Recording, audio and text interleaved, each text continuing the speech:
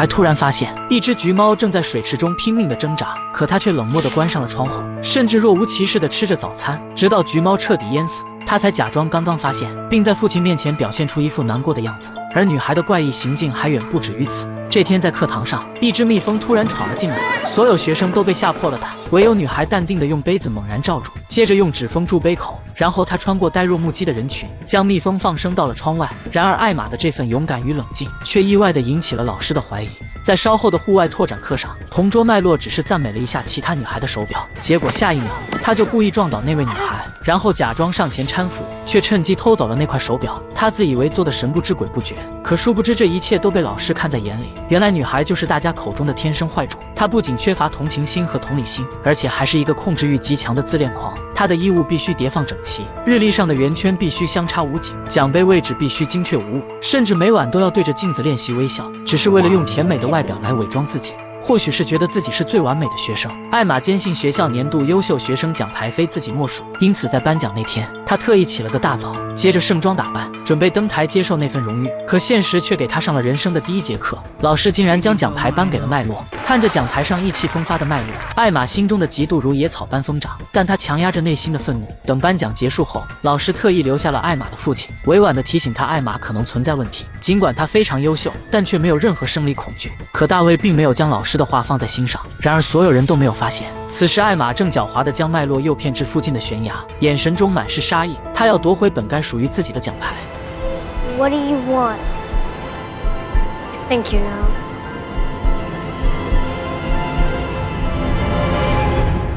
事后，艾玛若无其事地回到父亲身边，直到快散场时，2名学生才惊恐地跑过来呼救。当大人们救起麦洛时，他早已没了呼吸。麦洛的母亲伤心欲绝，可艾玛却在一旁冷冷地看着。因担心艾玛会因此事受到心理创伤，姑姑连夜过来探望。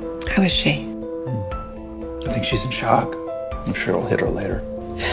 Yes, I'm sure it will. 可2人都没有发现，艾玛正躲在角落里，冷眼注视着这一切。次日清晨，大卫刚下楼，就看到艾玛正惬意地吃着早餐，似乎对同桌麦洛的离世无动于衷，反而更关心今日的天气情况。尽管大卫隐约察觉到了不对劲，但他尚未意识到问题的严重性。为了更好地照顾艾玛，大卫雇佣了一位年轻的保姆，可他做梦都不会想到，这位看似本分的女人却不是个省油的灯。到了晚上，保姆偷偷溜进大卫的房间，原来他对这个单身帅气且多金的男人动了歪心思，想成为这座房子的女主人。为了达到目的，他从药瓶中窃取了2颗安眠药，计划寻找合适时机让大卫服下，继而将生米煮成熟饭。然而这一切都被艾玛看在眼里，因此他抓住这个把柄，开始向保姆发号施令。 Now go and get me some ice cream. 在麦洛的追悼会上，所有人都沉浸在悲痛之中，尤其是麦洛的母亲。她提到麦洛为了那块奖牌整整准备了1年，而现在奖牌却不知所踪。一旁的艾玛听后却竭力抑制着笑意，直到大卫试图安慰她时，她才勉强挤出一个悲伤的表情。然而一回到家中，她就又恢复了轻松惬意的状态。晚上，大卫在帮艾玛收拾房间时，不慎将一只玩具熊掉落到床下。正当他俯下身子去捡时，艾玛却紧张地冲了进来，大声质问大卫为何要擅自进入他的房间。大卫忙解释说只是帮忙收拾下。艾玛也察觉到自己的失态，连忙又挤出了一个甜美的微笑。Anything else? No.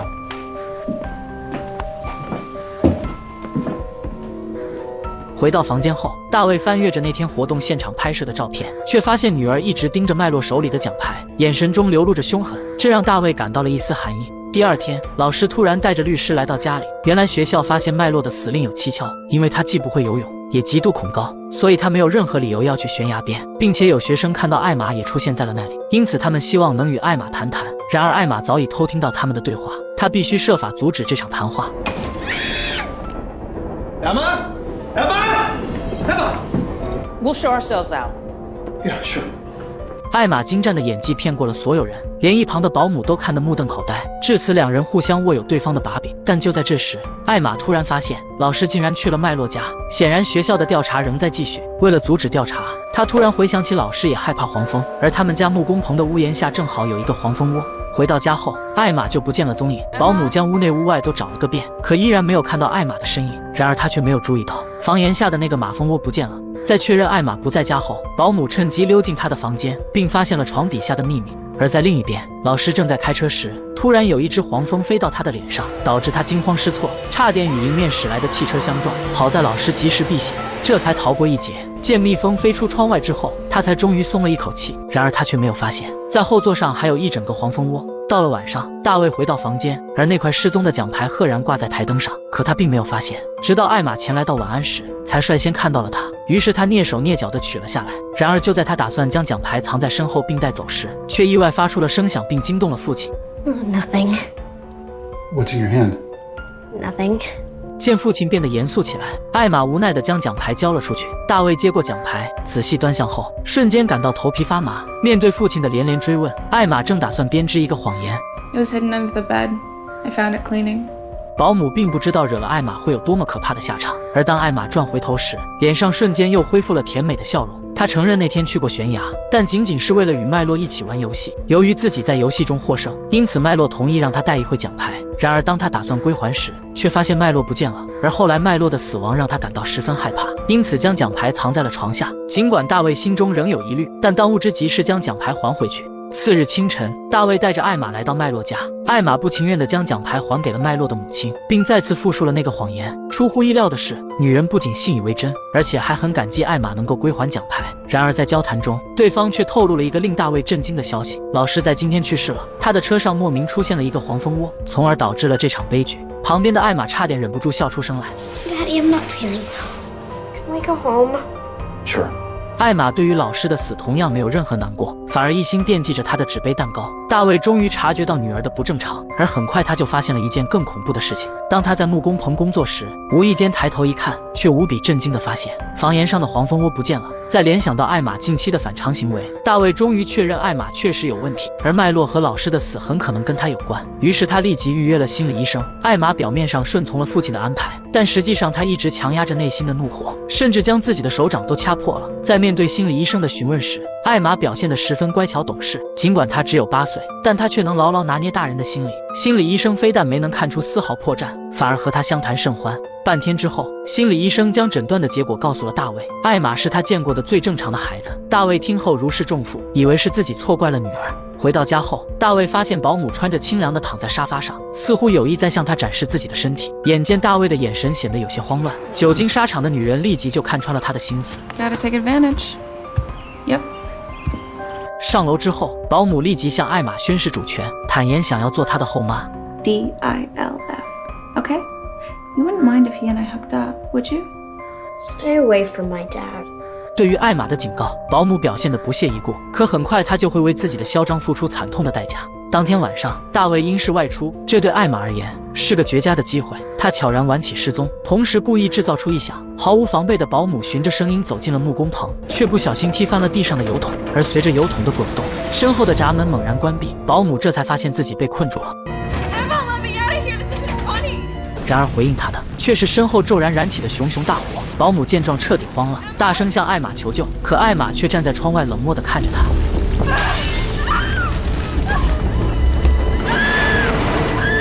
直到保姆被大火完全吞噬，艾玛才心满意足地转身离去。当大卫闻讯慌忙赶回来时，木工棚早已化为了灰烬。好在艾玛并没有受伤，可朝夕相处的保姆被烧死，女儿却一脸笑容，这让大卫难以接受。他终于看清了女儿的真面目，但作为父亲，即便猜到了真相，他也必须竭尽全力保护她。次日清晨，大卫被一阵急促的手机铃声吵醒，原来是警长打来的。他有些问题必须当面询问艾玛。意识到警方可能已经掌握了线索，大卫便以艾玛受惊需要时间为由，将问询推迟了数日。随后他立即来到女儿的房间。 Emma, pack your things.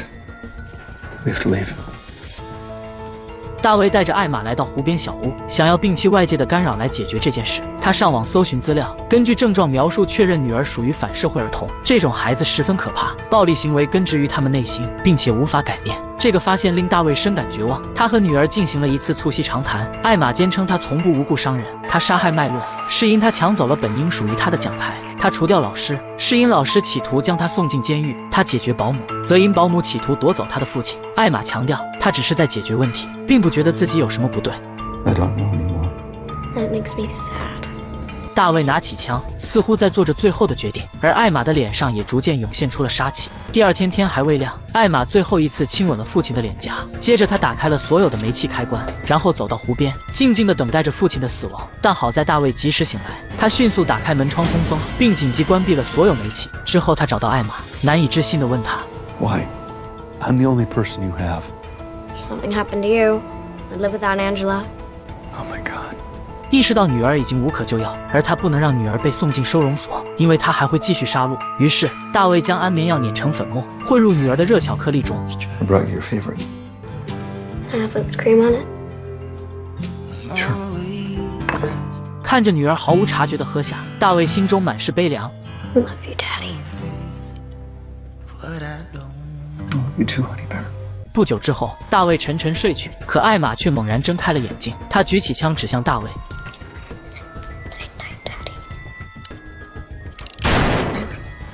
由于腕力不足，子弹打偏了，同时也惊醒了大卫。 You're alive. Yes, Daddy. When I switched them. 大卫试图夺枪，可他浑身无力。艾玛趁机抢走手机，迅速拨打了报警电话。